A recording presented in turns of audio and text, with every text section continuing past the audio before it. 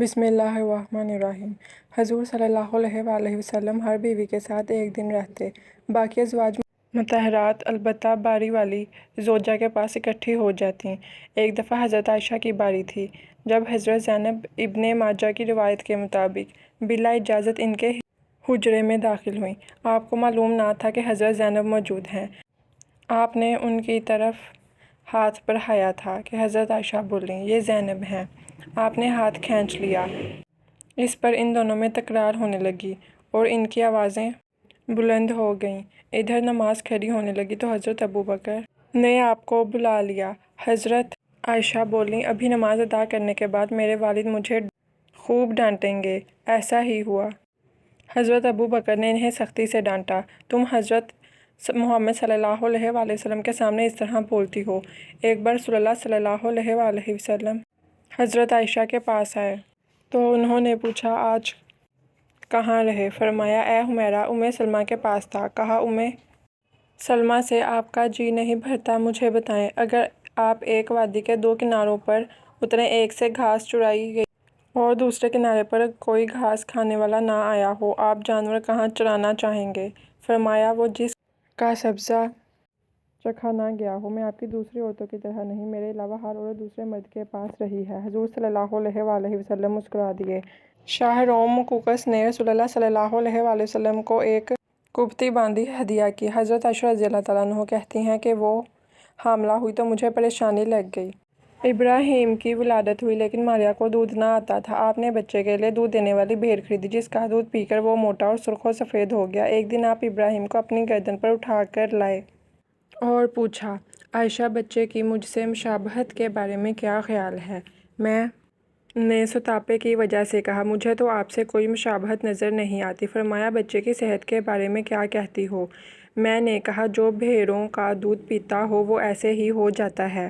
حضرت عائشہ فرماتی ہیں، میں ان عورتوں سے چڑتی تھی جو اپنا آپ رسول صلی اللہ علیہ وآلہ وسلم کو ہبہ کر دیتی تھیں۔ میں کہتی تھی، بھلا کوئی عورت اپنے تئیں ہبہ کر سکتی ہے؟ جب اللہ تعالیٰ نے یہ آیت اتاری، اے نبی، اپنی بیویوں میں جس کو چاہیں الگ رکھے اور جسے چاہیں اپنے پاس رکھے اور جسے چاہیں الگ کرنے کے بعد واپس بلا لے، اس میں کوئی حرج نہیں۔ تو میں نے کہا، مجھے لگتا ہے آپ کا رب آپ کی خواہش پوری کرنے میں جلدی کرتا ہے۔ ابن حجر کہتے ہیں، کئی صحابیات نے اپنی جان رسول اللہ صلی اللہ علیہ وآلہ وسلم کو بخشی مگر آپ کسی ایک کو نکاح میں نہ لائے کیونکہ یہ آپ کے منشا پر موقوف تھا، بشرطیکہ کہ نبی کریم صلی اللہ علیہ وآلہ وسلم اس کو اپنے نکاح میں لانا چاہیں۔ ابن حجر نے حضرت میمونہ رضی اللہ تعالیٰ عنہا کے وہبہ ہونے کا بھی رد کیا ہے۔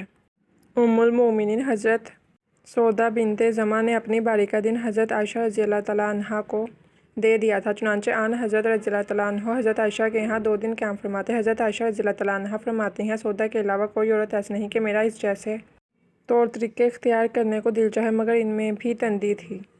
ایک بار حضرت صفیہ بنت حییٰ اور حضرت عائشہ رضی اللہ تعالیٰ عنہا میں جھگڑا ہوا۔ دونوں نے ایک دوسرے کے باپ کو برا بھلا کہا۔ رسول اللہ صلی اللہ علیہ وآلہ وسلم نے سنا تو فرمایا، صفیہ، تم ابوبکر کو گالی دے رہی ہو۔ حضرت عمر فرماتے ہیں، نبی صلی اللہ علیہ وآلہ وسلم کی ازواج آپس کے رشک و رقابت کی وجہ سے آپ سے روٹھ گئیں تو میں نے ان سے کہا، نبی کریم صلی اللہ علیہ وسلم تمہیں طلاق دیں تو بڑی امید ہے کہ ان کا رب انہیں بدلے میں تم سے بہتر بیویاں دے دے، تو اسی مضمون کی آیت نازل ہو گئی۔ ایک سفر میں نبی صلی اللہ علیہ وآلہ وسلم کے ساتھ جانے کے لیے حضرت عائشہ اور حضرت حفصہ کے نام قرعہ نکلا۔ رات کے سفر میں گفتگو کرنے کے لیے آپ حضرت عائشہ رضی اللہ تعالیٰ عنہا کو اپنے پاس رکھتے تھے۔ حضرت حفصہ کو اس پر رشک آیا۔ انہوں نے حضرت عائشہ سے کہا، تم میرے اونٹ پر سوار ہو جاؤ اور میں تمہارا اونٹ پکڑ لیتی ہوں، دیکھتی جاؤ کیا بنتا ہے۔ رسول اللہ صلی اللہ علیہ وسلم حضرت عائشہ کے اونٹ کے پاس گئے اور حضرت حفصہ کو سلام کیا۔ رات بھر کے سفر کے بعد پڑاؤ کا وقت آیا تو حضرت عائشہ رضی اللہ تعالیٰ عنہا آپ سے دور رہ گئیں۔ وہ نبی صلی اللہ علیہ وآلہ وسلم سے شکوہ تو نہ کر سکتی تھی، اس لیے زمین پر اترتے ہی اپنے پاؤں ازخر گھاس میں ڈال دیے جس میں سانپ بچھوؤں کا بسیرا ہوتا ہے، اور رنج کے باعث دعا کرنے لگیں، اے رب، ڈسنے کے لیے مجھ پر کوئی سانپ بچھو ہی مسلط کر دے۔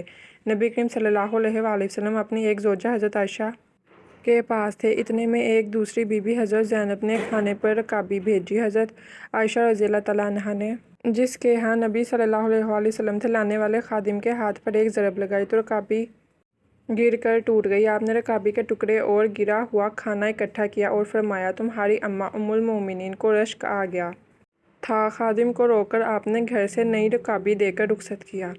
حضرت عائشہ رضی اللہ تعالیٰ عنہا فرماتی ہیں کہ ایک رات سوتے وقت میرا جسم آپ صلی اللہ علیہ وآلہ وسلم کے جسم سے مل گیا۔ آپ صلی اللہ علیہ وآلہ وسلم نے فرمایا، عائشہ کیا تم مجھے اس رات رب کی عبادت کی اجازت دیتی ہو؟ تو میں نے کہا، واللہ مجھے آپ کا کرب پسند ہے، تاہم میں آپ کی خواہش کو ترجیح دیتی ہوں۔